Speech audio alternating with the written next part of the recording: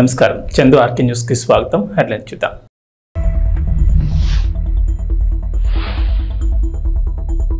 ఢిల్లీకి చంద్రబాబు, కేంద్ర హోంమంత్రి అమిత్ షాతో పాటు పలువురు కేంద్ర మంత్రుల్ని కలిసే అవకాశం.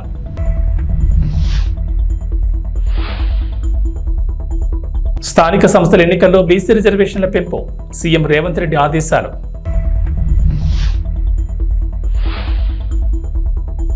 తెలంగాణలోని రహదారుల అభివృద్ధిపై స్పెషల్ ఫోకస్, జిల్లాలో రోడ్ల అభివృద్ధికి సహకరిస్తామన్న మంత్రి కోమటిరెడ్డి.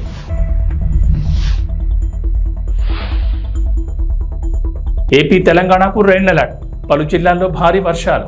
ఆంధ్రప్రదేశ్ ముఖ్యమంత్రి నారా చంద్రబాబు నాయుడు ఇవాళ ఢిల్లీ వెళ్తున్నారు. ఈ పర్యటనలో భాగంగా ఆయన కేంద్ర హోంమంత్రి అమిత్ షాతో పాటు పలువురు కేంద్ర మంత్రులు కలిసే అవకాశం ఉన్నట్లు తెలుస్తోంది.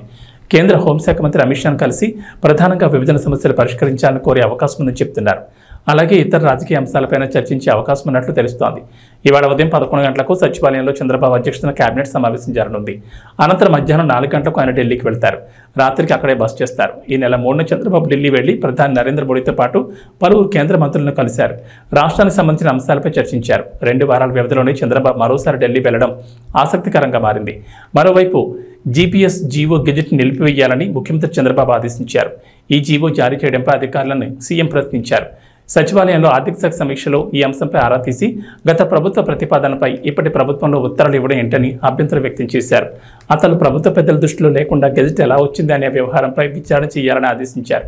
వెంటనే జీవో గెజెట్ను నిలిపివేయాలని, గత ప్రభుత్వ హయాంలో తీసుకొచ్చిన ఈ జీపీఎస్పై ప్రభుత్వ పెద్దలకు తెలియకుండా ఆర్థిక శాఖ రహస్యంగా జీవో, ఆ తర్వాత గెజెట్ విడుదల చేసింది. తెలంగాణలో మరో ఎన్నికల సంబరానికి సమయం దగ్గర పడుతోంది. ఇటీవలే పార్లమెంట్ ఎన్నికలు ముగియగా ఇప్పుడు సర్పంచ్ ఎన్నికలకు సమయం ఆసన్నమైంది. ఇప్పటికే సర్పంచులు, జడ్పీటీసీలు, ఎంపీటీసీల పదవీకాలం ముగియగా త్వరలోనే ఎన్నికలు నిర్వహించేందుకు రేవంత్ రెడ్డి సర్కార్ సన్నద్ధమవుతోంది.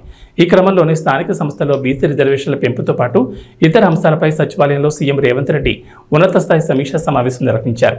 స్థానిక సంస్థల ఎన్నికల్లో వెనుకబడిన తరగతుల రిజర్వేషన్లు పెంచడానికి అవసరమైన కార్యాచరణ ప్రణాళిక రూపొందించాలని అధికారులకు రేవంత్ రెడ్డి కీలక ఆదేశాలు జారీ చేశారు.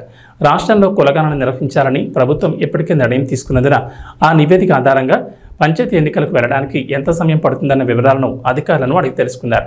బీసీ రిజర్వేషన్ల పెంపుతో పాటు స్థానిక సంస్థలకు కేంద్ర ప్రభుత్వం నుంచి వచ్చే నిధులు ఆగిపోకుండా సాధ్యమైన తొందరగా ఎన్నికలు నిర్వహించేందుకు అవసరమైన ప్రణాళిక సిద్ధం చేయాలని రేవంత్ రెడ్డి ఆదేశించారు. ఉమ్మడి రాష్ట్రం నుంచి తెలంగాణలో జరిగిన పంచాయతీ ఎన్నికల వరకు అనుసరించిన విధానాలు, వివిధ రాష్ట్రాల స్థానిక సంస్థల ఎన్నికల్లో బీసీ రిజర్వేషన్లపై సుప్రీంకోర్టులో దాఖలైన కేసులు, వాటి తీర్పులు, పర్యవసానాలను మాజీ మంత్రి జానారెడ్డి వివరించారు. ఇప్పటి వరకు అనుసరించిన రిజర్వేషన్ల విధానాలపై క్రమపద్ధతిలో నివేదిక రూపొందించాలని అధికారులను రేవంత్ రెడ్డి ఆదేశించారు. ఈ విషయంలో పంచాయతీరాజ్ శాఖ నిపుణులు, మాజీ ఉన్నతాధికారుల సలహాలు తీసుకోవాలని, చట్టపరమైన విషయాలు అడ్వకేట్ జనరల్తో చర్చించాలని సూచించారు. తెలంగాణలోని రహదారుల అభివృద్ధిపై స్పెషల్ ఫోకస్ పెట్టామని రోడ్లు, భవనాల శాఖ మంత్రి కోమటిరెడ్డి వెంకటరెడ్డి వెల్లడించారు. ఇప్పటికే హైదరాబాద్ విజయవాడ జాతీయ రహదారిని 4 వరుసల నుంచి 6 వరుసలకు విస్తరించేందుకు నిర్ణయం తీసుకున్నామన్నారు. కేంద్ర అనుమతితో త్వరలోనే టెండర్లు ఆహ్వానించనున్నట్లు చెప్పారు. మహబూబ్నగర్ జిల్లాలో పర్యటించిన మంత్రి కోమటిరెడ్డి జడ్చర్ల నియోజకవర్గంలో 130 కోట్ల వ్యయంతో చేపట్టే నూతన రహదారుల నిర్మాణాలకు సోమవారం శంకుస్థాపన చేశారు. అనంతరం అక్కడ ఏర్పాటు చేసిన సభలో మాట్లాడిన కోమటిరెడ్డి జిల్లా ప్రజలకు గుడ్ న్యూస్ చెప్పారు. జిల్లాలో రోడ్ల అభివృద్ధికి సహకరిస్తామని చెప్పారు. జడ్చర్ల, మహబూబ్నగర్, బత్పూర్ను కలుపుతూ కొత్తగా రింగ్ రోడ్ ప్రాజెక్టును తీసుకొస్తామని వెల్లడించారు. హైదరాబాద్ బెంగళూరు జాతీయ రహదారి విస్తరణపైన కీలక ప్రకటన చేశారు. ఈ రహదారిని 12 వరుసలుగా విస్తరించడానికి కేంద్ర మంత్రి గడ్కరీతో మాట్లాడామని చెప్పారు. త్వరలోనే ఈ పనులను కూడా ప్రారంభించేందుకు ప్రయత్నిస్తున్నట్లు చెప్పారు. 6 గ్యారంటీల అమలు దిశగా తమ ప్రభుత్వం పనిచేస్తుందన్నారు. ఇప్పటికే మహిళలకు ఉచిత బస్సు ప్రయాణ సౌకర్యం కల్పించామని, గ్యాస్పై రాయితీ, ఉచిత విద్యుత్ అమలు చేస్తున్నట్లు వెల్లడించారు. తెలుగు మీడియా సోదరులకు, మీ కెమెరామెన్ కానీ, మీ స్టాఫ్ కానీ కొత్త సంవత్సరం వచ్చిన తర్వాత మొదటిసారి మనం కలవడం జరుగుతుంది. చాలా సంతోషం. మీ అందరూ కూడా శుభాకాంక్షలు తెలియజేసుకుంటూ, తెలంగాణలో కూడా మేము దాదాపు 8 సీట్లు గెలవడమే కాదు, మా ఓటు షేర్ కూడా పెంచుకొని ఒక సుస్థిరమైన పాలన, ప్రజా సంక్షేమమైన పాలన అందిస్తున్నాము. మీ అందరూ కూడా చూస్తున్నారు. ఈరోజు తెలంగాణలో గత 3-4 సంవత్సరాల క్రితం ఫస్ట్ ఆఫ్ ఆల్ 2016లో అనౌన్స్ చేసి 2018 నుంచి రీజనల్ రింగ్ రోడ్ మీద చర్చ జరుగుతుంది తప్ప ముందడుగు పడతలేదు.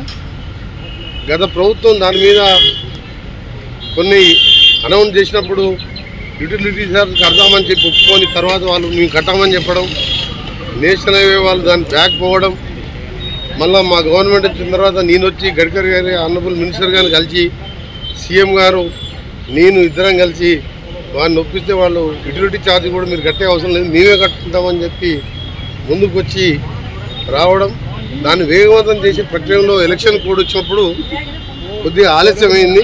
మేము అనుకున్న వర్క్స్ అందులో రీజనల్ రింగ్ రోడ్తో సహా హైదరాబాద్ విజయవాడ జాతీయ రహదారిని 6 లేన్లుగా మార్చే,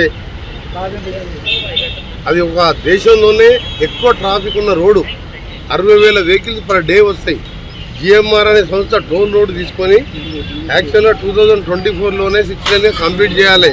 కానీ వాళ్ళు వివిధ కారణాలు చూపిస్తూ కోర్టుకు వెళ్తూ దాన్ని 6 లేన్గా టేకప్ చేయలేదు. ఎన్నో యాక్సిడెంట్లు అయ్యి ఎంతోమంది చనిపోవడం, ఎంతోమంది హ్యాండిక్యాప్డ్ కావడం జరుగుతుంది. దాన్ని నేను ఎంపీగా ఉన్నప్పుడు ఆనరబుల్ మినిస్టర్ గడ్కరీ గారిని అడిగితే 375 కోట్లతో 17 యాక్సిడెంట్ స్పాట్ గుర్తించి 375 కోట్లు శాంక్షన్ చేయడం జరిగింది. శాంక్షన్ చేసిన తర్వాత 2 సార్లు జిఎంఆర్ వారు కోర్టుకు పోయింది. మళ్ళీ దాన్ని క్యాన్సిల్ చేస్తే 3rd టైం మళ్ళీ టెండర్ పిలిచి నిన్ననే పనులు కూడా ప్రారంభించిన సంగతి మీ అందరికీ తెలుసు.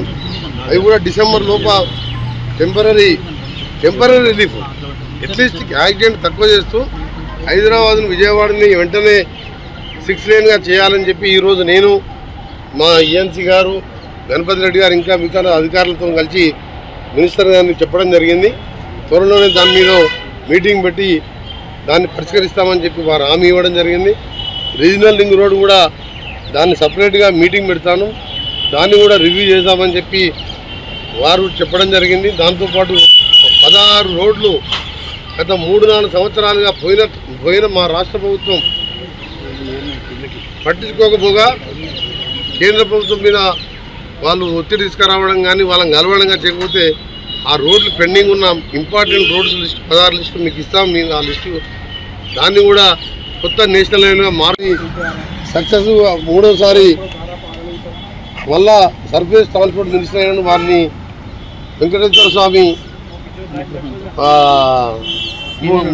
మూర్తి విగ్రహంతో సన్మానించడం జరిగింది. తెలంగాణ ప్రభుత్వం తరఫున R&B శాఖ తరఫున నేషనల్ హైవే నిధులు ఎక్కువ ఇవ్వాలని, అలాగే వారు కూడా ఆరోగ్యంగా ఉండాలని వారి సహకారం కోరడానికి రావడం జరిగింది.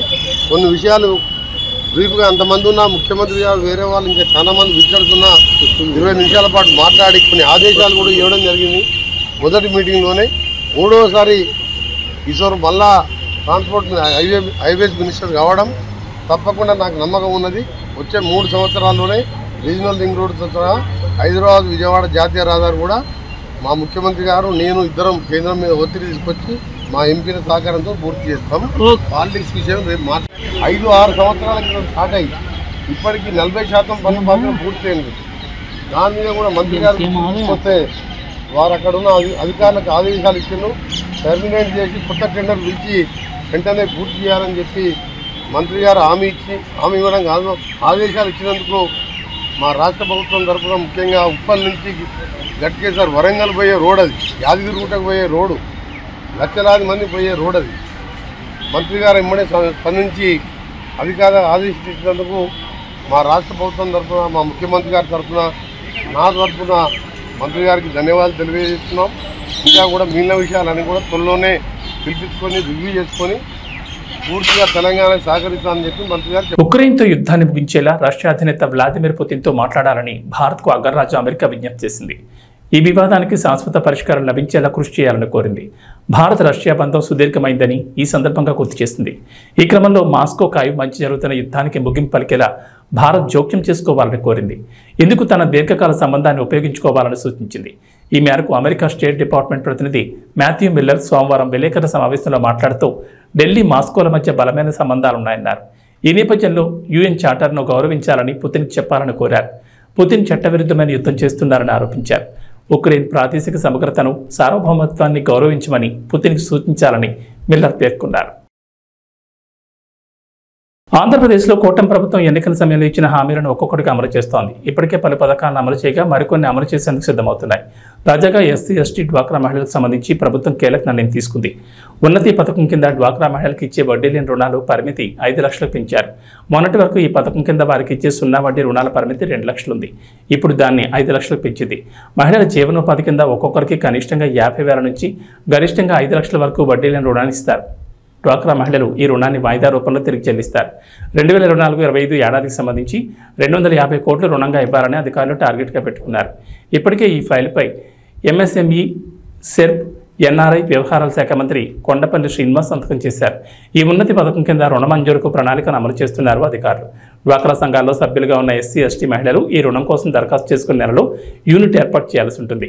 రాష్ట్రంలో గ్రామ సంఘం స్థాయి నుంచి అన్ని దశల్లోనూ పర్యవేక్షణ ఉంటుంది. అలాగే లబ్ధిదారులు ఎంపిక చేసుకున్న జీవనోపాధికి అనుగుణంగా రుణం మంజూరు చేస్తారు. ఏ జీవనోపాధి ఏర్పాటు చేసుకోవాలనేది డ్వాక్రా మహిళల ఇష్టం. తెలంగాణ మాజీ ముఖ్యమంత్రి బీఆర్ఎస్ అధినేత కేసీఆర్ దాఖలు చేసిన పిటిషన్పై ఈరోజు సుప్రీంకోర్టులో విచారణ జరగనుంది. ఛత్తీస్గఢ్తో విద్యుత్ ఒప్పందాలు, యాదాద్రి, భద్రాద్రి విద్యుత్ ప్లాంట్ల నిర్మాణాల్లో అక్రమాలపై విచారణ కోసం తెలంగాణ ప్రభుత్వం జస్టిస్ నరసింహారెడ్డి కమిషన్ నియమించింది. విచారణకు హాజరు కావాలని ఈ కమిషన్ కేసీఆర్కు సమన్ ఇచ్చింది. జస్టిస్ నరసింహారెడ్డి కమిషన్ ఇచ్చిన సమన్లపై కేసీఆర్ సుప్రీంకోర్టులో పిటిషన్ దాఖలు చేశారు. కమిషన్ తనకిచ్చిన సమన్లపై ఈ నెల 1వ తేదీన హైకోర్టు ఇచ్చిన తీర్పును కేసీఆర్ అత్యున్నత న్యాయస్థానంలో సవాల్ చేశారు. ఈ పిటిషన్ను విచారణకు స్వీకరించిన న్యాయస్థానం ఈ రోజు విచారణ జరుపుతానని తెలిపింది. నిన్న సీనియర్ న్యాయవాది అందుబాటులో లేకపోవడంతో మొదట కేసీఆర్ తరపు న్యాయవాది మోహిత్ రావు పాస్ ఓవర్ కోరారు. ఆ తర్వాత కోర్టు పనివేళలు ముగిసిన సమయానికి కేసు విచారణకు రావడంతో రేపు విచారిస్తామని సీజీఐ జస్టిస్ చంద్రచూడ్ తెలిపారు. కర్నూలు జిల్లా ఎస్పీగా గరికపాటి బిందు మాధవ్ బాధ్యతలు స్వీకరించారు. మొదటగా ఏఆర్ సిబ్బందితో గౌరవ వందనం స్వీకరించారు. బాధ్యతలు స్వీకరించిన బిందు మాధవ్ కుటుంబ సమేతంగా పురోహితుల ఆశీస్సులు అందజేశారు. ఈ సందర్భంగా జిల్లా ఎస్పీ మాట్లాడుతూ కర్నూలు జిల్లా ఎస్పీగా రావడం తనకు చాలా సంతోషంగా ఉందని, ఈ అవకాశం కల్పించిన రాష్ట్ర ముఖ్యమంత్రికి, రాష్ట్ర డీజీపీకి ప్రత్యేక ధన్యవాదాలు తెలియజేస్తున్నామన్నారు. జిల్లాలో శాంతి భద్రతల పర్యవేక్షణ లక్ష్యంగా పటిష్ట చర్యలు చేపడతామన్నారు. ప్రజలకు సేవలు అందించేందుకు ఎల్లప్పుడూ అందుబాటులో ఉంటామన్నారు. మహిళల భద్రతకు, మహిళలపై జరిగే నేరాలపై ప్రత్యేక చర్యలు తీసుకుంటామన్నారు. 100 రోజుల కార్యాచరణ ప్రణాళికలో గంజాయి నిర్మూలనకు చర్యలు తీసుకుంటున్నామన్నారు. సైబర్ నేరాలు మరియు దొంగతనాలపై ప్రత్యేక దృష్టి సారిస్తామన్నారు. ఫ్యాక్షన్ ప్రభావిత గ్రామాల్లో ప్రత్యేక నిఘా ఉంచుతామన్నారు. అన్ని ప్రభుత్వ శాఖల సహకారం, సమన్వయంతో కలిసి పనిచేస్తామన్నారు. సమస్యతో వచ్చిన ప్రతి ఒక్క బాధితుడికి తక్షణ పరిష్కారం అందేలా కృషి చేస్తామన్నారు. జిల్లా పోలీసులను అప్రమత్తం చేసి నేరాల నివారణకు గట్టి చర్యలు తీసుకుంటామన్నారు. ట్రాఫిక్ సమస్యను పరిష్కరిస్తామన్నారు. సీసీ కెమెరాల నిఘాను బలోపేతం చేస్తామని, జిల్లా పోలీస్ శాఖకు జిల్లా ప్రజలు మరియు మీడియా వారు తమ వంతు సహకారం అందించాలని కోరుకుంటున్నామన్నారు.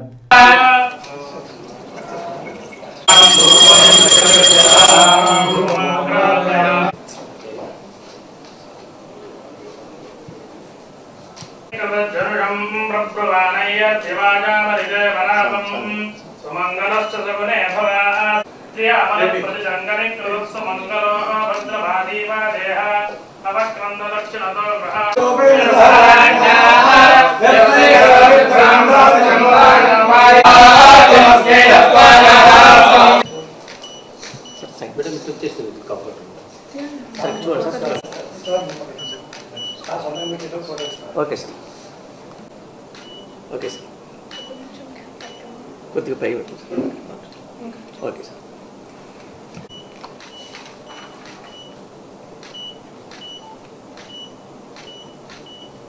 కర్నూలు లాంటి ప్రెస్టీజియస్ డిస్ట్రిక్ట్కి ఎస్పీగా ఛార్జ్ తీసుకున్నందుకు ఐఎమ్ వెరీ హ్యాపీ.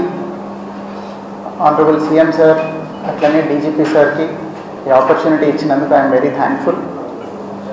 అట్లనే కర్నూలులో జనరల్ ఫోకస్ ఏరియాస్ ఏంటి అనేది అది క్రైమ్ రివ్యూ తర్వాత I be able to know, దాని మీద మాట్లాడతాను. But generally my aim would be to control crime against women, అట్లనే marginalise sections of the society, అట్లనే మైనారిటీస్, వీళ్ళందరి మీద క్రైమ్ని కంట్రోల్ చేయడం విల్ బి మై ప్రయారిటీ. దీంతోపాటు ఆఫ్ లైట్ సైబర్ క్రైమ్ చాలా ఎక్కువ అవుతుంది. ఈ ఓటీపీ ఫ్రాడ్లు, ఈ లోన్ యాప్స్, ఇట్లాంటి క్రైమ్ కూడా చాలా ఎక్కువ అవుతుంది. సో ఇట్లాంటి వాటి మీద కూడా దృష్టి సారిద్దాం అనుకుంటున్నాం. దాంతోపాటుగా మన స్టేట్లో 100 days action against ganja action plan మీద నడుస్తున్నారు కాబట్టి ఆ గైడ్లైన్స్ కూడా ఫాలో అయ్యి ఆ విధమైన చర్యలు కూడా తీసుకుంటాము. అట్లనే ఇక్కడెక్కడైనా రెమినెంట్స్ ఆఫ్ ఫ్యాక్షనిజం ఉన్నా కానీ దాన్ని కూడా కంట్రోల్ చేసేలాగా యాక్షన్ తీసుకుంటాము. దీంతో పాటుగా అన్ని శాఖల్ని కలుపుకుంటూ పోయి రెవెన్యూ అయితేనేమి, ఫారెస్ట్ కానీ, అన్ని శాఖల్ని కలుపుకుంటూ పోయి సమన్వయంతో చక్కగా ముందుకెళ్ళాలనుకుంటున్నాం. దీనిలో మీ సహకారం కూడా చాలా అవసరం మాకు. అన్ని చోట్ల పోలీసు వెళ్ళలేని చోటకు కూడా మీరు వెళ్తున్నారు. ఈ మధ్యన మీకు ఇన్ఫర్మేషన్ కొన్నిసార్లు చాలా తొందరగా వస్తుంది. సో మీరందరూ సహకరిస్తే మా వర్క్ ఇంకా ఎఫెక్టివ్ అవుతుంది. So we seek your cooperation also. అట్లానే పబ్లిక్కి నేను చెప్పదలుచుకున్నది, వీఆర్ ఆల్వేస్ యాక్సెసిబుల్ 24/7.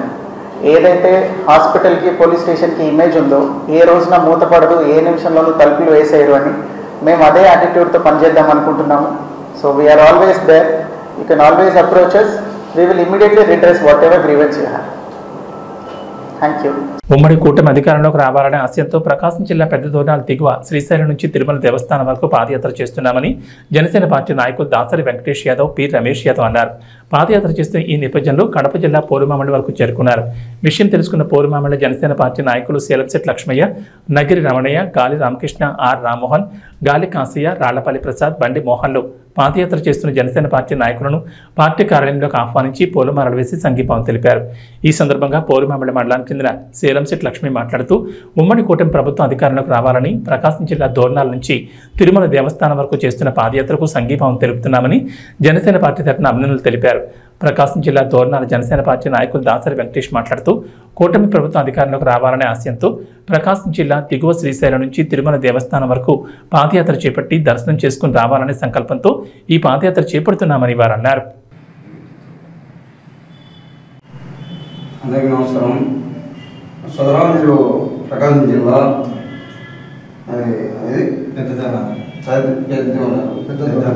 మీరు వచ్చారు. మీ ఆశయం ఏంటి? ఎందుకు పాదయాత్ర చేస్తున్నారు? మీ ఆశయం ఎందుకు పాదయాత్ర ఎందుకు కోరుతున్నారు? పోయేదానికి మీ ఆశయం తెలియవచ్చు. అందరికీ నమస్కారం. టీడీపీ నాయకులకి, జనసేన నాయకులకి, కార్యకర్తలకు అందరికీ పేరుపేరున ధన్యవాదాలు. రాష్ట్రంలో ఎన్డీఏ కూటమి భారీ విజయం సాధించాను. దాంతోపాటు భారీ విజయం టీడీపీ అధ్యక్షుడు చంద్రబాబు నాయుడు గారు సీఎంగా కావాలని, అలాగే జనసేన అధ్యక్షుడు పవన్ కళ్యాణ్ గారు డిప్యూటీ సీఎం అవ్వాలని మా కోరిక మేరకు మేము తిరుమల వెంకటేశ్వర స్వామికి మొక్కున్నాము. వాళ్ళిద్దరూ అసెంబ్లీలో అడుగు పెడితే మేము పాదయాత్ర చేస్తామని మా పెద్దల గ్రామం నుంచి, అలాగే మేము అనుకున్నట్టుగానే చంద్రబాబు నాయుడు గారు సీఎం అయినారు. అలాగే పవన్ కళ్యాణ్, జనసేన అధ్యక్షుడు పవన్ కళ్యాణ్ గారు డిప్యూటీ సీఎం అయినందుకు గాను మా పెద్దదోర్నాల గ్రామం నుంచి తిరుమలకి పాదయాత్రగా బయలుదేరి ప్రస్తుతం పోరుమామల గ్రామానికి చేరుకున్నాం. పోరుమామల గ్రామంలో జనసేన నాయకులు, కార్యకర్తలు మమ్మల్ని స్వాగతించి వాళ్ళు సత్కరించి నందుకు జనసేన నాయకులకి ధన్యవాదాలు. ఆనాడు టీడీపీ అయితేమి, జనసేన అయితేమి, బీజేపీ అయితేమి మన పవన్ కళ్యాణ్ పిలుపు మేరకు అదే ఆశయంతో మన సోదరులు కష్టపడి పనిచేసేందుకు వాళ్ళకి ఫలితం దక్కినందువల్ల ఈ రేపు పాదయాత్ర మొదలుపెట్టిండ్రు. ప్రకాశం జిల్లా దోర్నాల నుంచి మొదలుపెట్టి ఇప్పటికి 10 చేరుకోవడం జరిగింది. వాళ్ళ ఆశయం నెరవేరినందుకు మేము కూడా వాళ్ళకు మనస్ఫూర్తిగా ధన్యవాదాలు చెప్తున్నాం. ఆ ఏడుకొండ స్వామి ఉండడు అనేది ఇది ఒక నిదర్శనం. కానీ ఆ ఏడుకొండ వాడు ఏదైతే ముక్కున్నామో అన్నీ నిలబడతాయని అందరికీ తెలుసు. మేము కూడా గతంలో పాదయాత్ర చేసాం. మేము కూడా త్వరలో పోవాలా. అది ఎప్పుడు పోవాలో ఆయన పిలిపించుకుంటూ పోగలుగుతాము. ఈ కుటుంబంలో పవన్ కళ్యాణ్ ఏదైతే ఓటు శివుడు అనే భాగంలో ఏదైతే చెప్పాడో ఆనాడు ఆ ఆశయం నెరవేరింది. కాబట్టి జనసేన ఎక్కడైతే అభ్యర్థులు నిలబెట్టిందో వాళ్లకు అందరూ సహకరించి గెలిచినందుకు, అట్టనే చంద్రబాబు ఎక్కడైతే మొత్తం కూటమి అభ్యర్థులు ప్రతి చోట బీజేపీ అయితే, జనసేన అయితే కూటమిలో భాగంగా గెలిచినందుకు సందర్భంగా ఆనాడు ఏడుకొండ స్వామిని ముక్కునేది. కాబట్టి వాళ్ళు ముక్కు నెరవేర్చినందుకు ఆ ఏడుకొండ స్వామి గారికి పాదయాత్ర అంటే ఆశయమాశ కాదు. దోర్నాలు అంటే ప్రకాశం జిల్లా దోర్నాలు ఉమ్మడి కూడా 300 కిలోమీటర్లు పాదయాత్ర చేసిన మన సోదరులకు మనస్ఫూర్తిగా జనసేన తరఫున మా నాయకుడు పవన్ కళ్యాణ్ తరఫున వాళ్ళు కూటమిలో భాగంగా వీళ్ళకు మంచి జరగాలని ప్రజలకు మంచి జరగాలని ఏడుకొండ వారిని మేము మా నాయకుల తరఫున మేము తెలిసి ఉంచి నమ్ముకుంటున్నాం. కూటమిలో భాగంగా ప్రతి ఒక్కరికి న్యాయం జరిగే విధంగా ఉండాలని మన సోదరులు కూడా అజ్ఞా ఏడుకొండ స్వామి ఎలగలో ఉంటారని నేను మనస్ఫూర్తి కోరుకుంటే జై జనసేన జై Janasena. Icon star Allu Arjun much awaited movie Pushpa 2 the rule Sukumar దర్శకత్వం వహిస్తున్న ఈ చిత్రంలో రష్మిక మందన హీరోయిన్ గా నటిస్తోంది. ఫహాద్ ఫాజిల్, రావు రమేష్, సునీల్, అనసూయ వంటి నటినట్లు ఈ చిత్రంలో కీలక పాత్రలో పోషిస్తున్నారు. దేవిశ్రీ ప్రసాద్ మ్యూజిక్ అందిస్తున్న ఈ చిత్రం డిసెంబర్ 6న గ్రాండ్ గా రిలీజ్ కానుంది. అయితే ఆగస్టు 15న సినిమా రిలీజ్ చేస్తామని మూవీ టీం ప్రకటించినప్పటికీ షూటింగ్ భారీగా బ్యాలెన్స్ ఉండడంతో వాయిదా వేయక తప్పలేదు. అయితే తాజాగా ఈ సినిమా షూటింగ్ పై కొంత రూమర్స్ వినిపిస్తున్నాయి. అవేంటంటే పుష్ప 2కి ఇంకా 30 రోజుల పైగా షూటింగ్ బ్యాలెన్స్ ఉన్నట్లు టాక్. ప్రస్తుతానికైతే షూటింగ్ బ్రేక్ ఇచ్చింది మూవీ టీం. దీంతో అల్లు అర్జున్ తన ఫ్యామిలీతో కలిసి 2-3 వారాల వెకేషన్ కూడా వెళ్ళొచ్చారు. ఈ సందర్భంగా బన్నీ లుక్ చూసి ఫ్యాన్స్ కూడా వాకయ్యారు. ఎందుకంటే పుష్ప 2లో బన్నీ గడ్డంతో కనిపించాల్సి ఉంది. దీనికోసమే 2 ఏళ్లుగా గడ్డం లుక్ను అలా మెయింటైన్ చేస్తూ వచ్చారు. కానీ రీసెంట్గా కనిపించిన లుక్లో గడ్డం తీసేశారు అల్లు అర్జున్. దీంతో పుష్ప 2 షూటింగ్ ఇప్పుడిప్పుడు మొదలయ్యే అవకాశం లేదని ఫ్యాన్స్ ఫిక్స్ అయిపోయారు. మరి ఇది ఎప్పుడు మొదలవుతుందో, 30 రోజుల షూటింగ్ ఎప్పుడు పూర్తవుతుందో చూడాలి. టీమిండియా మాజీ క్రికెటర్లు యువరాజ్ సింగ్, హర్భజన్ సింగ్, సురేష్ రైనాలు చిక్కుల్లో పడ్డారు. World championship of legends 2024 title సాధించిన తర్వాత జరుపుకున్న సెలబ్రేషన్స్ వివాదాస్పదంగా మారాయి. దీంతో సోషల్ మీడియాలో వీరిపై విమర్శలు వ్యక్తమవుతున్నాయి. దేశం మొత్తం హీరోలుగా భావించే మీరు దివ్యాంగులను అవమానపరిచేలా వ్యవహరించడం కరెక్టేనా అనే ప్రశ్నలు తలెత్తున్నాయి. ఇటీవల జరిగిన వరల్డ్ ఛాంపియన్షిప్ ఆఫ్ లెజెండ్స్ 2024 ఫైనల్లో యువరాజ్ సింగ్ సారథ్యంలో ఇండియా ఛాంపియన్స్ జట్టు పాకిస్తాన్ ఛాంపియన్స్ జట్టును ఓడించింది. ఈ విజయం దక్కడంపై టీమిండియా మాజీ ప్లేయర్లు సంతోషం వ్యక్తం చేశారు. తమదైన శైలిలో సంబరాలు జరుపుకున్నారు. సంబరాల్లో భాగంగా యువరాజ్ సింగ్, హర్భజన్ సింగ్, సురేష్ రైనాలు బాలీవుడ్ చిత్రం బ్యాడ్ న్యూస్లోని తౌబా తౌబా హుక్ స్టెప్ను ఇమిటేట్ చేస్తూ వీడియో చేశారు. ఇందులో వారు నడుము పట్టుకుని కుంటుకుంటూ నడుస్తూ యాక్ట్ చేశారు. ఈ వీడియోను సోషల్ మీడియాలో పంచుకున్న ఈ ప్లేయర్లు 15 రోజుల లెజెండ్స్ క్రికెట్ తర్వాత మా శరీరాలు కూడా తౌబా తౌబా అయ్యాయి, నొప్పులు ఎక్కువైపోయాయి, ఇది మా ప్రస్తుత పరిస్థితి తెలిపే తౌబా తౌబా అంటూ రాసుకొచ్చారు. ఈ వీడియోను బ్యాడ్ న్యూస్ చిత్రంలోని నటులు విక్కీ కౌశల్, కరణ్కు ట్యాగ్ చేశారు. ఇక్కడే అసలు వివాదం మొదలైంది. ఇక వాతావరణ విషయానికి వస్తే తెలంగాణకు హైదరాబాద్ వాతావరణ కేంద్ర అధికారులు రెయిన్ అలర్ట్ జారీ చేశారు. ప్రస్తుతం రాష్ట్రంపై నైరుతి రుతుపవనాలు చురుగ్గా కదులుతున్నట్లు వెల్లడించారు. రుతుపవనాలతో పాటు ద్రోణి ప్రభావంతో రాష్ట్రంలో నేటి నుంచి రానున్న 3 రోజుల పాటు వర్షాలు కురుస్తాయని చెప్పారు. వాయువ్య బంగాళాఖాతంలో 19న అల్పపీడనం ఏర్పడే అవకాశం ఉన్నట్లు అధికారులు అంచనా వేశారు. కొన్ని జిల్లాల్లో అతి భారీ వర్షాలు, మరికొన్ని జిల్లాల్లో భారీ వర్షాలు కురుస్తాయని చెప్పారు. ములుగు, భద్రాద్రి కొత్తగూడెం, వరంగల్, మహబూబాబాద్, హనుమకొండ, మంచిర్యాల, జయశంకర్, భూపాలపల్లి జిల్లాలో ఇవాళ భారీ వర్షాలకు ఛాన్స్ ఉందన్నారు. ఈ మేరకు ఆయా జిల్లాలకు ఎల్లో అలర్ట్ జారీ చేశారు. ఆంధ్రప్రదేశ్లో వర్షాలు కొనసాగుతున్నాయి. బంగాళాఖాతంలో అల్పపీడనం ప్రభావంతో రాష్ట్ర వ్యాప్తంగా ఎడతెరిపి లేకుండా వర్షాలు పడుతున్నాయి. గత 2 రోజులుగా ముసురు వాతావరణం కనిపిస్తోంది. ఈ నెల 19న మధ్యమ మధ్య వాయువ్య బంగాళాఖాతంలో మరో అల్పపీడనం ఏర్పడే అవకాశం ఉందని అంచనా వేస్తున్నారు. ఈ ప్రభావంతో రాబోయే 5 రోజుల్లో రాష్ట్రంలో విస్తారంగా వర్షాలు కురుస్తాయని వాతావరణ శాఖ అంచనా వేస్తోంది. మంగళవారం రాష్ట్ర వ్యాప్తంగా తేలికపాటి నుంచి ఓ మోస్తరు వర్షాలు, బుధవారం కోస్తా జిల్లాలో భారీ వర్షాలకు అవకాశం ఉందంటున్నారు. గురు, శుక్రవారాల్లో కోస్తా జిల్లాలో భారీ నుంచి అతి భారీ వర్షాలు పడతాయని, సముద్రం అలజడిగా ఉంటుందని, అందుకే మత్స్యకారులు వేటకు వెళ్లొద్దని వాతావరణ శాఖ అధికారులు సూచించారు. ఏబీ బులెటిన్ విశేషాలు.